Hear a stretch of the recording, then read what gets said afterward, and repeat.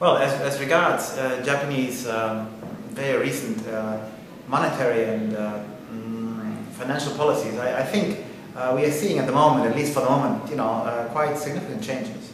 Japan has just adopted, it has been announced at the beginning of the year, monetary policies which are very different from what they were before the Shinzo Abe government took over power in Japan last December.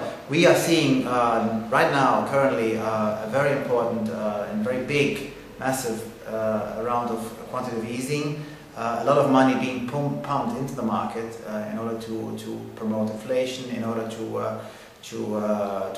achieve the 1.9 or 2.0 target of inflation in Japan, to promote more employment, to promote to increase domestic consumption in Japan, and to, of course, to help Japanese exporters to become more competitive again. Quantitative easing, of course, has got the effect of making the yen cheaper, which of course is directly helping Japanese exporters.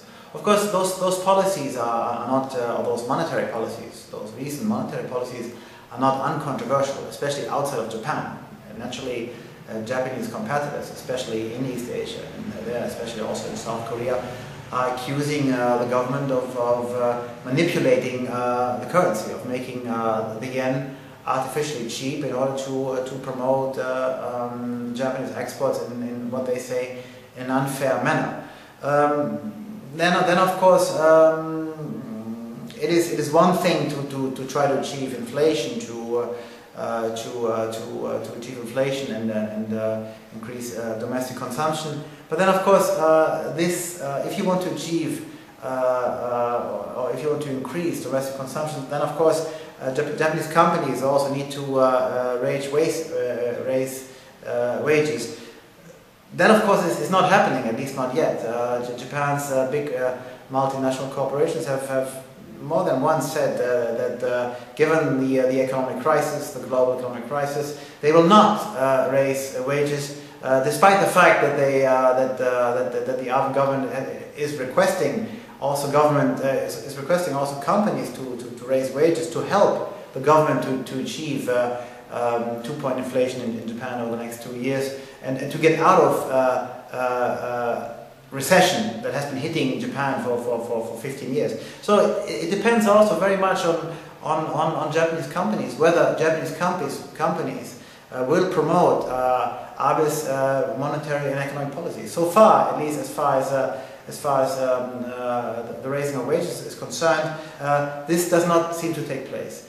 Then, of course, it's one thing to adopt quantitative easing, to pump money into the market, and also to adopt several economic stimulus packages, which, of course, will create or are already creating short-term, or at least for now, short-term economic benefits, stimulating growth. But then, of course, Japan needs to do much more, and this is where things become really important. Japan also needs to adopt structural and economic reforms, real economic reforms, such as labor market regulation, such as trying to include more women into the workforce. Really, reforms that have been waiting to take place for many years. So again, for now, these economic policies, these monetary policies, seem to produce results, but they need to be followed up by more substantial, by more fundamental economic policies, above all economic reforms. And this, of course, is not taking place yet. I have not seen any announcement, I have not read anything that would have indicated that Japan would be following up on its rather short-term monetary policies with longer-term economic and structural reforms. Now, turning to foreign policies,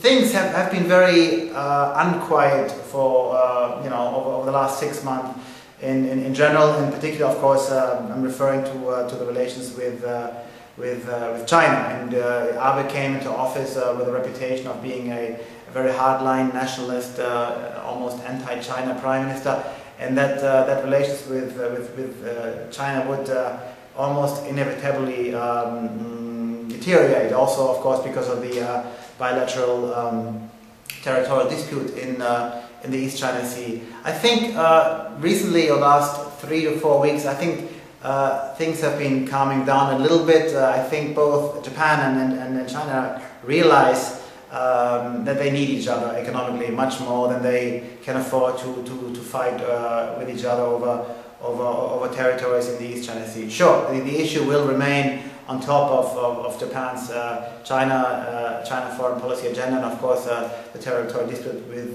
Japan will also remain on top of China's foreign policy agenda towards Japan.